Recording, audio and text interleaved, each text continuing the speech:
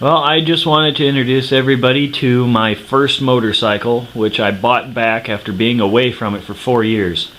It is a 1982 Yamaha Seika 650. I can pretty much tell you what happened to every little scuff and scrape on the entire bike. I'll start up here on the tank. That dent right there, I was filling up with gas in Kingsley, Iowa, and a bee stung me on the neck. And I jumped and then jammed the gas fill into the tank. What else we have here? There's a piece of cloth right there, which maybe you can see it right there. First time I waxed it, I put that under the wax and I didn't notice it till it was too late, and now it's in there permanently. The blinkers on the right side are both bent, because I tried putting this on the center stand at my parents' place at the lake and dropped it because I didn't have it squared up right on the rocks.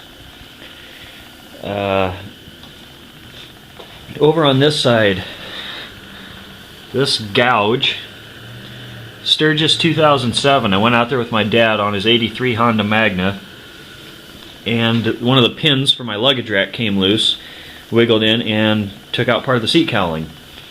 I did have a luggage rack that I made with my dad on the back of here with a Grand Tour bag by Kory, but I'm not going to put that back on. I had foam covers, Kory throttle rocker, and a National Cycle windshield on it. When I was in high school, I just put all this back on. I did also have a Chase Harper barrel bag under the headlight here, but I'm not going to put that back on because there's a scuff mark right there, because when you'd hit the brakes really hard, it'd rub up against the fender.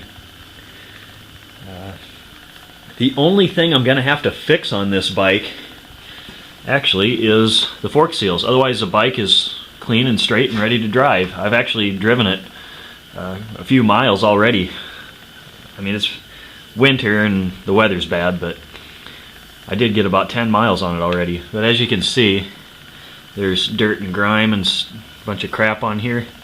That's because the fork seal's leaking, so I'm going to put new dust covers and seals on both sides. And I notice when I ride it, I accelerate and the forks extend all the way out, and I let off really hard and they collapse all the way, so it's probably out of oil too.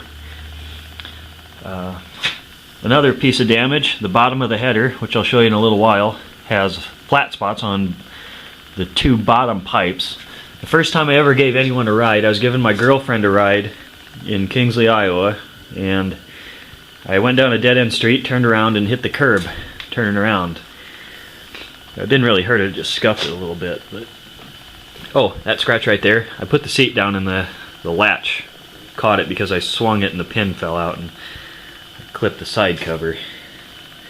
Other than that, the bike is really straight. I bought it with, was it 2,107 miles on it in 2007.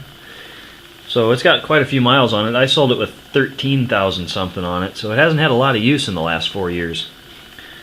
I'm just really happy to have it back, and really it's not needing any attention other than cleaning the rust up on the header, and I'm going to wrap it anyway. But yeah, there's my bike. My dad always talks about his muscle cars that he wishes he had back, and I thought, you know what, I'm not going to let mine get away. I'm going to go get my childhood toy, you know. So I've got it back, I've got the title, and yeah, here it is. Interesting note before I try and start it for you. This is the original key fob that came with this bike. I don't think Interstate Yamaha is even in Sioux Falls anymore. I don't remember ever hearing anybody talk about it in the last, well, since I've been riding, so I'm assuming it's long gone, but this is a neat little piece that goes with the bike. I'm going to go ahead and try and start it, and if it starts, hooray. If it doesn't, it's got old gas in it. I'm not worried, but after that I'm going to show you some pictures of me with it when I was in high school.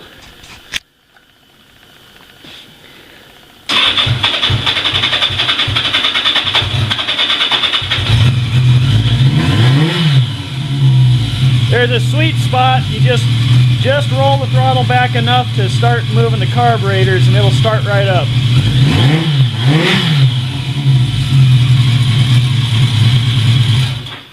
I wish I had the factory exhaust for it just to have it, but I put a Mac header and can on it in high school. That's the sound I like, that's the sound I remember, so I'm happy with that, but I wish I had the factory exhaust just so I could have a factory Seika if I wanted to.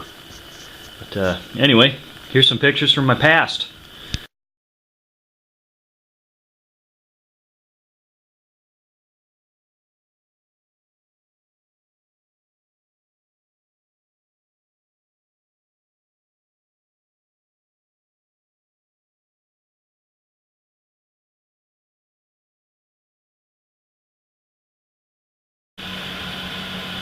And to close out the video, because I said I would show you, this is the dent in the bottom of the header from the ride with my girlfriend in Kingsley.